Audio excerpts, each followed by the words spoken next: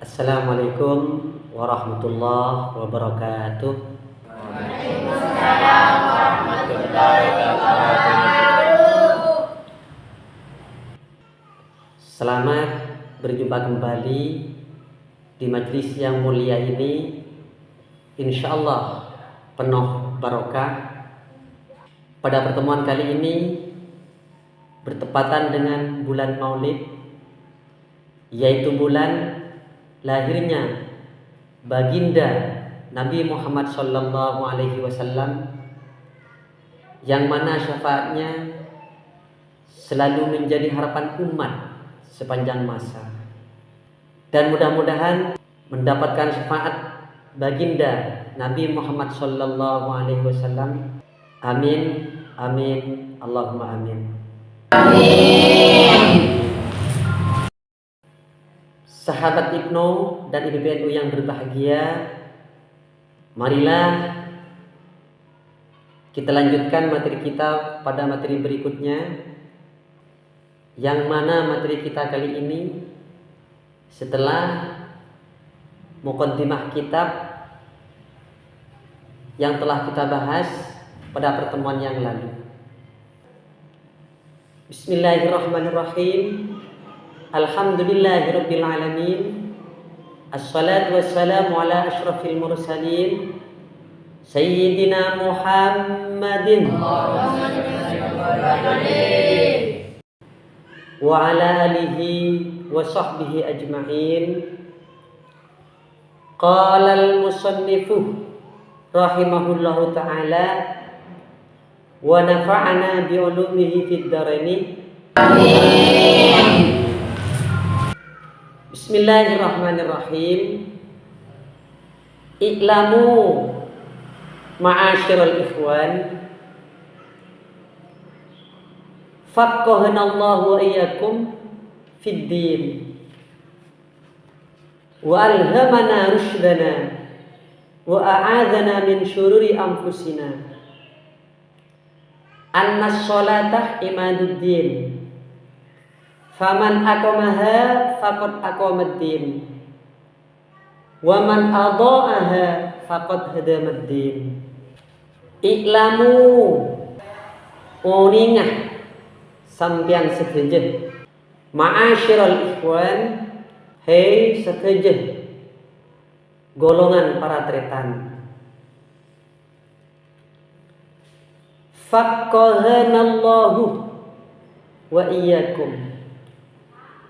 Faqqahana, muka-muka mengerti nada kaula saja. Allahu pasir Allah, wa iyyakum banda sampeyan saja, fiddin dalam ilmu agama.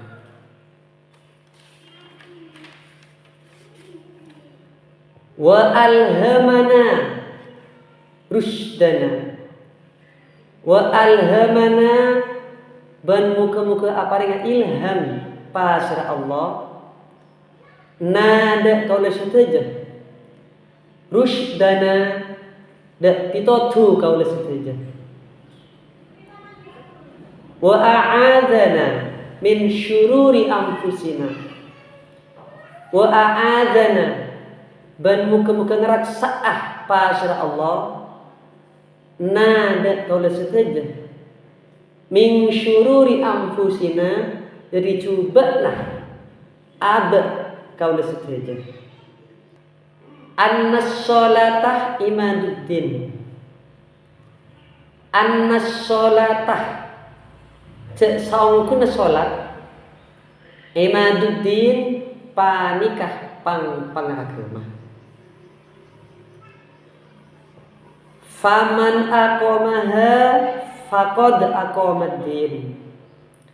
Faman maka tining pasir orang, aqamah panikah acu menengaki pasiraman,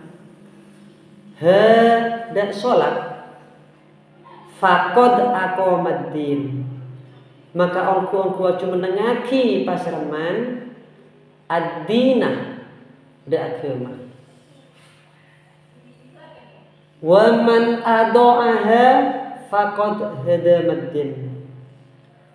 Wa man adha'aha, wa man bantining pasra orang adha'a panikah nyiaki pasraman hada salat faqad hadamaddin, maka ongku marabbu pasraman ad-dina de agama.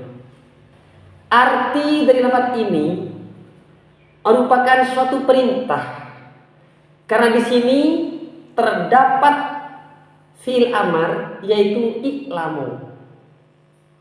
Dari fi'il madi alima ya'lamu, fi'il amarnya i'lam. Di sini bersambung dengan wawu jamaah menjadi i'lamu. Ini dimukhatabkan kepada kita semua agar kita mengetahui tentang hal-hal keagamaan. Tentunya dengan cara kita belajar atau mengkaji seperti sekarang ini. Selanjutnya, faqahanallahu wa iyyakum fid-din wa alhamana rushdana wa a'adzana min syururi anfusina.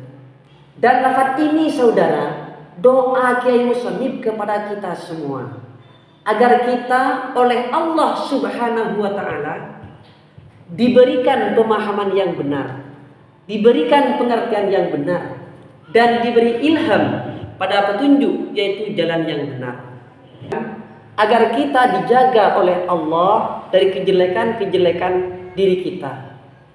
Amin amin Allahumma amin. Subhanallah. Inilah doa Kiai Musannif kepada kita, yaitu Al-Allamah Al-Imam Ahmad Zaini Dahlan, pengarang kitab ini. Beliau adalah seorang mufti agung, imam dari dua kota suci, yaitu kota Mekah dan kota Madinah. Kita mengkaji kitab ini, kita didoakan oleh musannif pengarang kitab ini. Kita sangat beruntung karena mendapat doa dari seorang waliullah yang masyhur keilmuannya dan masyhur kewaliannya, di mana karya-karyanya sangat banyak dan dipelajari oleh kaum muslimin di seluruh penjuru dunia, termasuk kita-kita sekarang ini. Selanjutnya, annas sholatah imaduddin,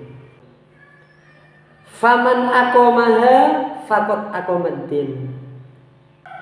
Maksud lafaz ini adalah menerangkan agar kita bisa memahami tentang sholat. Terus bagaimana dengan sholat? Annas sholatah imaduddin. Sholat itu adalah tiang agama. Keterangan ini juga terdapat dalam kitab Tangkiul Qaul.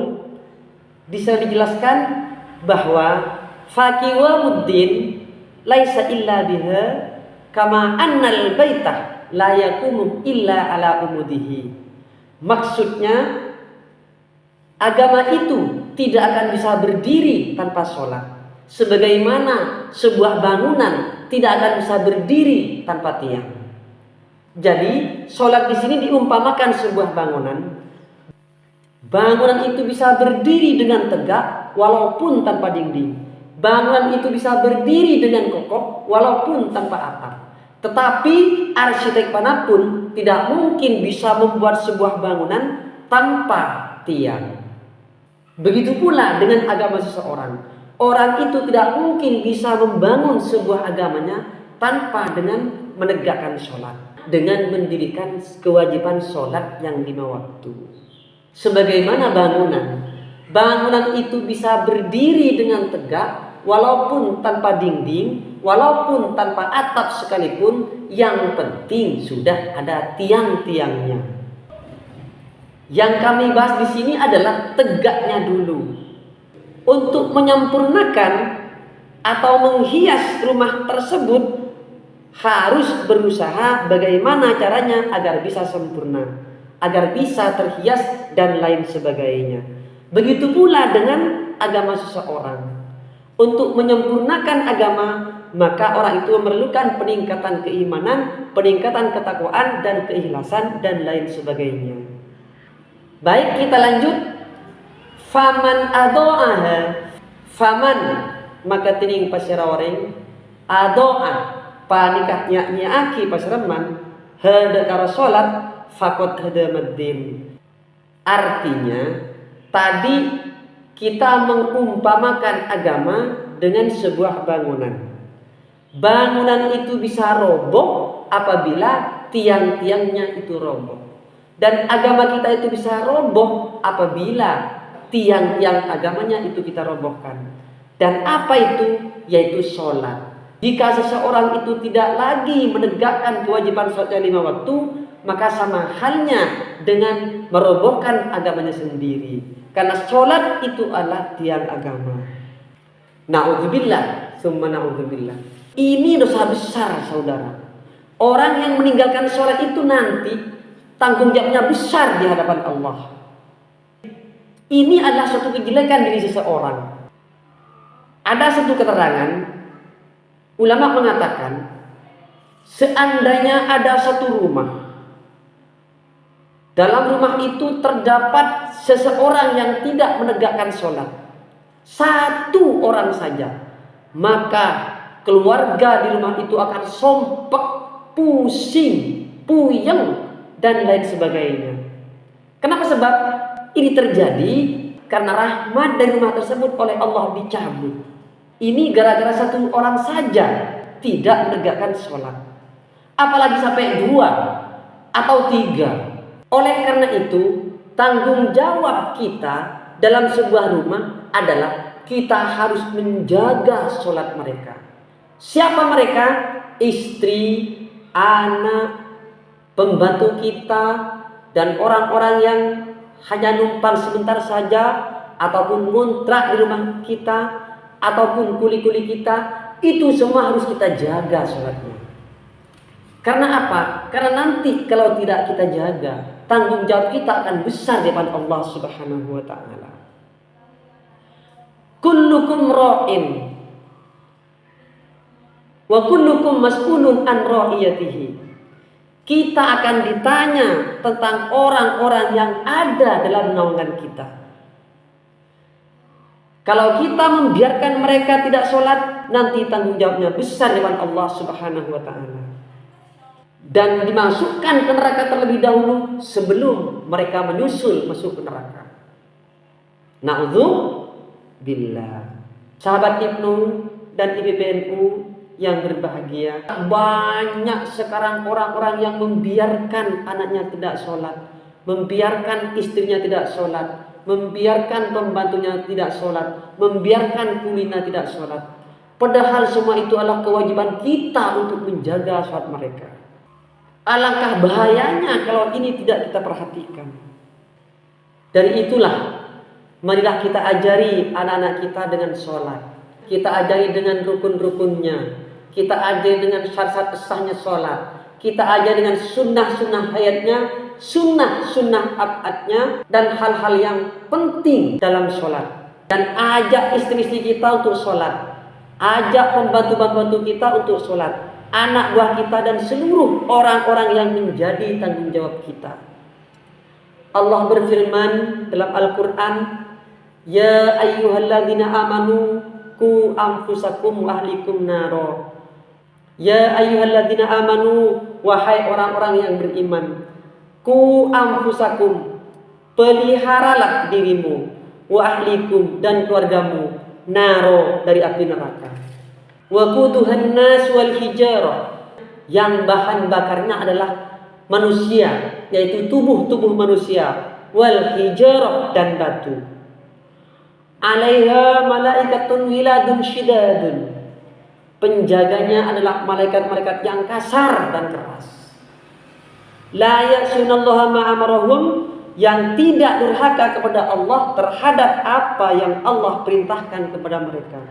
Wa yaf'aluna ma yu'marun, dan selalu mengerjakan apa yang diperintahkan.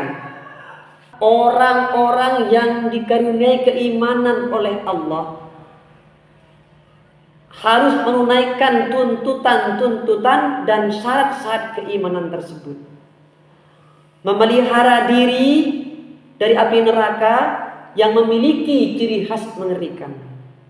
Menjadikan diri dengan menunaikan perintah-perintah Allah dan menjauhi larangannya, serta bertobat dari perbuatan-perbuatan yang Allah murkai, dan mendidik, mengajarkan serta memaksa mereka untuk menunaikan perintah-perintah Allah terhadap diri sendiri dan orang-orang yang ada di bawah naungan kita, orang-orang yang ada di bawah kekuasaan kita, yaitu seperti istri, anak, pembantu, anak buah, kuli-kuli kita, dan seluruh orang yang bernaung di bawah kekuasaan kita.